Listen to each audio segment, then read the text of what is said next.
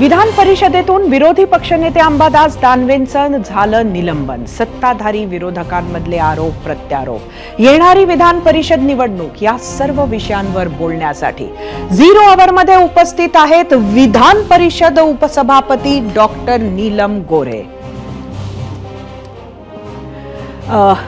नीलमताई, zero अवरमध्ये आपलं स्वागत आहे. खरं तर आजचं प्रोसिडिंग हाऊसचं आम्ही सुद्धा बघत होतो. आपण आज विरोधी पक्ष नेत्यांचं जे निलंबन केलं ते मला वाटतं इतिहासात अशा पद्धतीचं निलंबन पहिलंच झालंय. काय म्हणाल?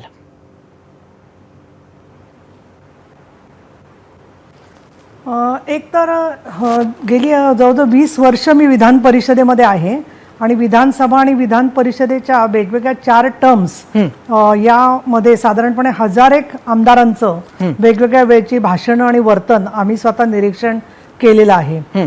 ज्या वेळेला पीठासीन अधिकारी म्हणजे सभापती किंवा अध्यक्ष यांच्याशी एखाद्या सदस्याचे वादविवाद होतात किंवा सभासद एकमेकाशी वागत असताना कुठल्याही प्रकारचं बंधन न पाळता ज्या वेळेला अर्वाच्य भाषेत शिवीगाळ करतात किंवा अंगावर धावून जातात त्याला निलंबनं याच्या पूर्वी अनेक वेळेला झालेली आहेत. आणि आजच्या घटना जर का म्हटली तर काल जे काही सभागृहात झालं होतं त्याच्यामध्ये अंबादास दानवे विरोधी पक्षनेते यांची आणि प्रसाद लाड यांचा जो वादविवाद झाला त्याच्यामध्ये त्यांनी शिवी दिली होती आणि इतकंच नव्हे तर ते धावून निघालेले होते प्रसाद लाडांच्याकडे, तेही आपल्याला चित्रात स्पष्ट दिसत आहे. आणि त्यांनी बाहेर माध्यमामध्ये जाऊन त्यानंतर उलट सर्व स्वतःच्या कृतीचं समर्थन केलं. हा उघड आमच्या विधिमंडळाच्या सगळ्या बाकीच्या सगळ्या सदस्यांवरती माझ्यावरती हक्क जो आहे आमचे त्याच्यावरती बंधन आणणारीच गोष्ट होती. आणि मी तुमच्या मीडियावरच्या सगळ्या वाचल्या प्रतिक्रिया सुद्धा त्याच्यात एक जण तर म्हणतात कायमचं सदस्यत्व रद्द केलं पाहिजे. आणि मला असं वाटतं की जे अत्यंत अपरिहार्य असं पाऊल घेणं गरजेचं होतं ते मी माझं कर्तव्य पूर्ण केलेलं आहे. एकंदरीतच नीलमताई, इतकी वर्ष दशक खरं तर आपण राजकारणात आहात, कुठंतरी भाषेचा स्तर आता अशा पद्धतीनं पडतोय असं आपल्याला वाटतंय? काय नक्की होतंय की आधीपासूनच असंच राजकारणात बघायला मिळतंय? एक तर महाराष्ट्रातली राजकीय स्थिती जी आहे त्याच्यामध्ये मवियाला अर्थातच वाटतं आहे त्यांना की पुढच्या काळात त्यांचं राज्य येणार आणि इकडे केंद्रामध्ये तर महायुतीचं राज्य आलेलं आहे. त्याच्यामुळे राजकीय कंगोरे अधिक टोकदार झालेले आहेत. आज आपण लोकसभेत सुद्धा पाहिलं की टोकाचा विरोध एकमेकाला चाललेला आहे.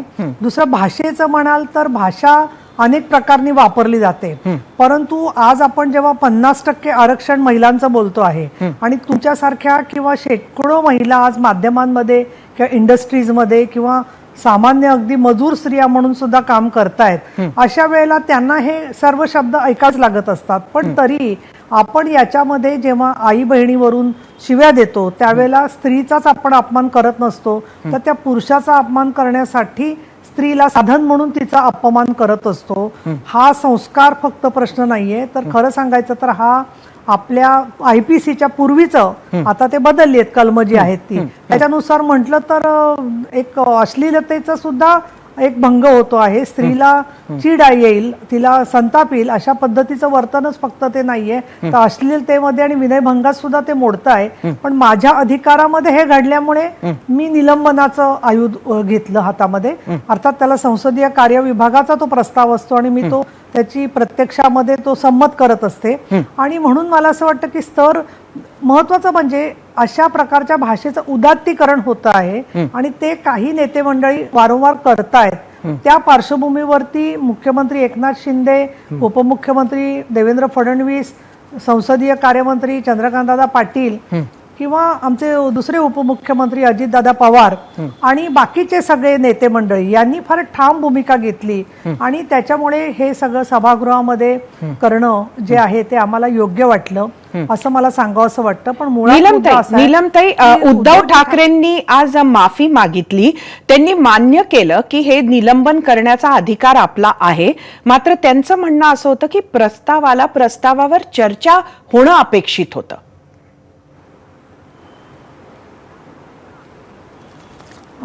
माननीय उद्धवजींचा ते स्वतः मुख्यमंत्री राहिलेले, ते विधान परिषदेचे सदस्य आहेत आणि त्याच्यावरती ज्यावेळेला अशा पद्धतीने साधक बाधक चर्चा होते असं त्यांना जे वाटतं आहे, तर त्यामध्ये सभापतींचा म्हणजे माझा पूर्ण अधिकार असतो की त्यावरती अधिक काही चर्चा व्हायला पाहिजे का नाही. आणि मी अगदी नम्रतेने सांगू इच्छिते की संपूर्णपणे प्रोसिडिंग वाचून काय शब्द बोलला गेलेला आहे, त्याचबरोबर व्हिडिओ बघून जवळजवळ 7 ते 8 वेळेला तो व्हिडिओ मी मोठ्या स्क्रीनवरती आणि लॅपटॉपवरून वेगवेगळ्या पद्धतीने पाहिला. ऑडिओ फक्त सुद्धा जेव्हा ऐकला त्यावेळेला त्यांची ती शिवी व्हिडिओमध्ये ऑडिओमध्ये स्पष्टपणाने ऐकू येते आहे. अशा वेळेला हा विषय जो आहे याच्यात अशी आई बहिणीवरून शिवी देणाऱ्या माणसाची बाजू नक्की काय असते? म्हणजे हे म्हणजे एखाद्या माणसाने मोठा महिला विरोधी हिंसा केल्यावर त्याची बाजू ऐकून घ्या म्हणण्यासारखं आहे. तर मुळामध्ये शब्द स्पष्ट आहेत, अशा हजारो लोकांनी ते ऐकलेले आहेत, लाईव्ह गेलेले आहेत सगळीकडे आणि त्याच्याबद्दल त्यांना कुठलाही पश्चाताप किंवा त्यांनी त्याच्याबद्दल जाहीर कुठलाही काही मुद्दा घेतलेला नाहीये आणि उलट त्याच्याबद्दल ते परत म्हणतात की मी बोट पण तोडून टाकेन म्हणून. मला असं वाटलं की या सगळ्या पार्श्वभूमीवरती संसदीय कार्य विभागाने सगळ्या निकषानुसार जो प्रस्ताव तयार केला तो योग्य आहे आणि त्यांना जे वाटतंय की षडयंत्र वगैरे, तर मुळामध्ये अशा पद्धतीने ते बोललेच नसते तर षडयंत्र इतरांनी करण्याचा प्रश्नच नव्हता. आणि उलटा असा विचार करा की असं जर का त्यांचं पूर्वी सरकार असतं आणि त्यामध्ये कोणी जर का आई बहिणीवरून शिवी दिली असती तर त्यावेळेला तसं न होता सुद्धा निलंबन झालेलीच आहेत.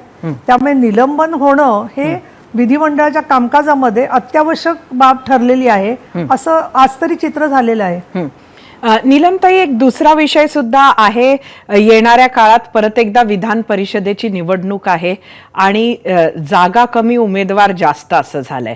नक्की मतदान हे गुप्त असतं, काय नक्की पद्धत असणार आहे? आणि घोडा बाजाराशिवाय अधिकचा उमेदवार जिंकून येणं, कोटा नसेल तर खरं तर ते शक्य नाहीये, पण असा घोडा बाजार होऊ शकतो का?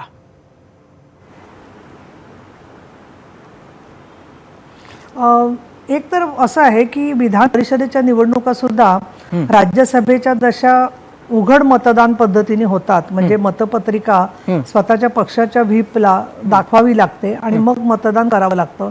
अर्थात त्यामध्ये सुद्धा एखादा माणूस मत स्वतःची बाद करू शकतो किंवा एखाद्या वेळेला आतमध्ये गेल्यावर मतपत्रिका फाडून टाकू शकतो किंवा अजून काही बदल करू शकतो दाखवून. पण इथे तर 6 राज्यातच विधान परिषदा आहेत आणि या प्रकारचा निर्णय घेण्यासाठी केंद्र सरकारला जितका राज्यांचे ठराव लागतात तसे ठराव न आल्यामुळे विधी आणि न्याय विभागाकडे वर्षानुवर्ष हे मतदान गुप्त पद्धतीने होत आलेले आहे. त्याच्यामध्ये कोटा जेवढा असतो त्याच्यामध्ये एकमेकाच्या कोट्यामधली मतं पळवणं किंवा त्यांचं अपहरण करणं असं आपण म्हणू की त्या पक्षाला जो शब्द दिलेला असतो तो सोडून मतं घेण्याचा प्रकार होतो. काही वेळेला पक्षातल्या लोकांची नाराजी असते, तर काही वेळेला असंही होतं की अनेक उमेदवार जर का झाले तर त्याच्यामध्ये अनपेक्षित असे निकाल लागतात. पण मला असं वाटतं आत्ताच कुठल्या निष्कर्षाला जाऊ नये, कारण 5 तारखेला आपलं उमेदवारी पाठी घेण्याची शेवटची तारीख आहे आणि मला माझी स्वतःची 2014ची निवडणूक आठवते की त्यावेळेला आम्ही 2 उमेदवार होतो शिवसेनेकडून आणि मी आणि राहुल नार्वेकर की जे आता अध्यक्ष आहेत.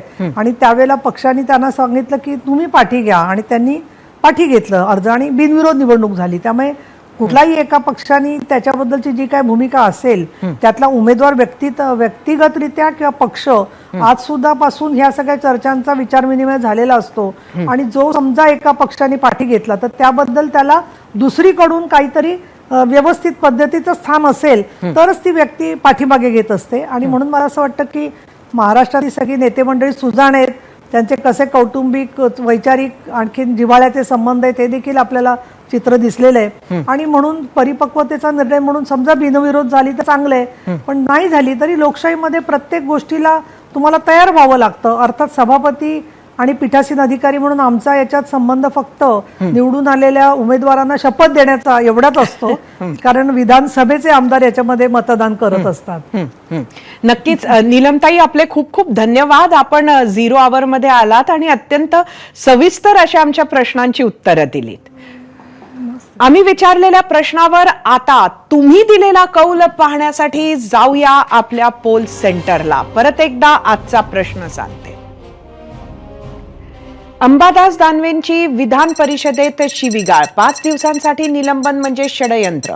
उद्धव ठाकरेंचा आरोप पटतो का? युट्यूबवर एकूण 12,000 मतं. 78% होय म्हटलंय, 22% नाही. इंस्टाग्रामवर एकूण 2,000 मतं.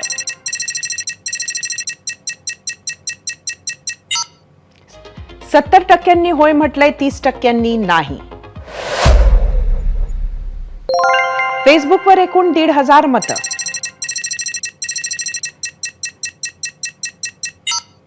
66% होय म्हटलंय, 34% नाही. बघूया एक्सचा कौल. 56% होय म्हटलंय, 44% नाही.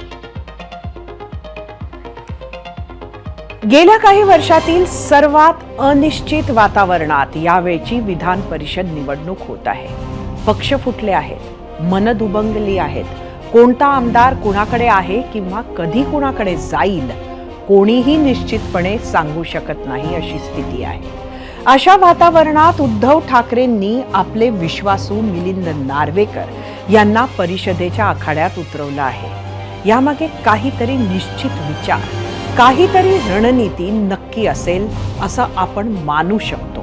तसं नसतं तर उद्धव ठाकरेंनी झाकली मूठ 1.25 लाखाची ठेवली असती. लोकसभेच्या निकालानंतर महाविकास आघाडीचा विश्वास वाढला आहे. राष्ट्रवादीमध्येही थोडीफार हालचाल वाढलेली दिसत आहे किंवा तसं भासवण्यात शरद पवार गट यशस्वी होताना दिसतोय. तिरुपती ट्रस्ट असो किंवा मुंबई क्रिकेट असोसिएशन, मिलिंद नार्वेकर यांचे सर्वच पक्षांशी, विशेषतः भाजपसोबत मधुर संबंध आहेत. MCAची निवडणूक तर राष्ट्रवादी आणि भाजपनं एकत्र लढवली होती आणि त्या पॅनलमध्ये मिलिंद नार्वेकर होते हे आपल्यापैकी बऱ्याच जणांना आठवत असेलच. या सगळ्याचा फायदा क्रॉस वोटिंगसाठी मिलिंद नार्वेकरांना होईल असा कयास बांधला जात आहे. ABP माझा, उघडा डोळे बघा नीट.